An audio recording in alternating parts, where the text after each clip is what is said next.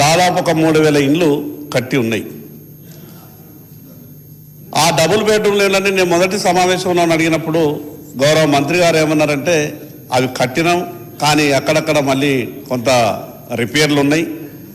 ఆ కట్టేటప్పుడే కూడా కొన్ని కూలేటటువంటి పరిస్థితులలో ఉండే, అవన్నీ కూడా మేము డబ్బులు కేటాయించి సంబంధిత కాంట్రాక్టర్తో సమస్యలు ఉన్నాయి, ఆ సమస్యలన్నీ కూడా పరిష్కారం చేసి తొందరలోనే మేము లబ్ధిదారుల ఎంపిక చేసి పంచిపెడతామని చెప్పారు.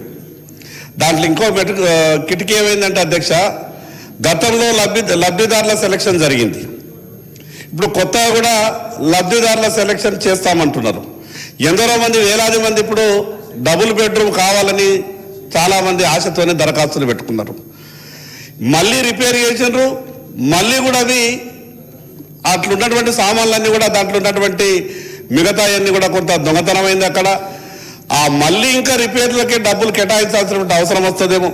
అందుకే మీ ద్వారా గౌరవ మంత్రి గారికి విజ్ఞప్తి చేస్తా ఉన్నా, ఎప్పట్లోగా ఆ డబుల్ బెడ్రూమ్ ఇళ్ళని లబ్ధిదారులకు కేటాయిస్తారు. ఇంకొక సమస్య అధ్యక్ష, పట్టణ ప్రాంతాల్లో అదేవిధంగా పల్లెల్లో కూడా ఒక ప్రధానమైనటువంటి సమస్య ఉన్నది. ఇది గౌరవ మంత్రి గారు గమనించాల్సిందిగా మీ ద్వారా విజ్ఞప్తి చేస్తా ఉన్నాను.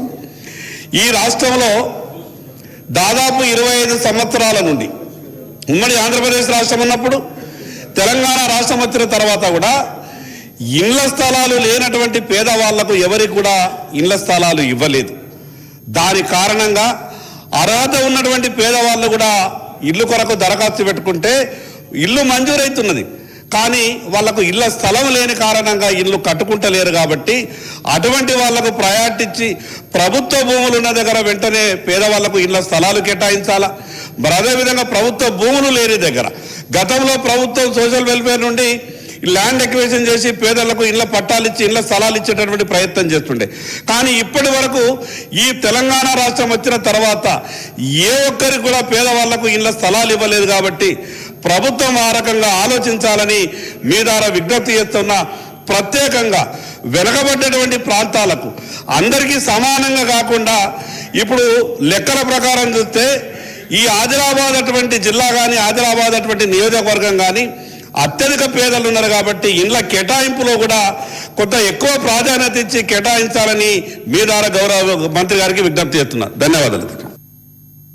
శ్రీ రామదాస్ నాయక్ గారు.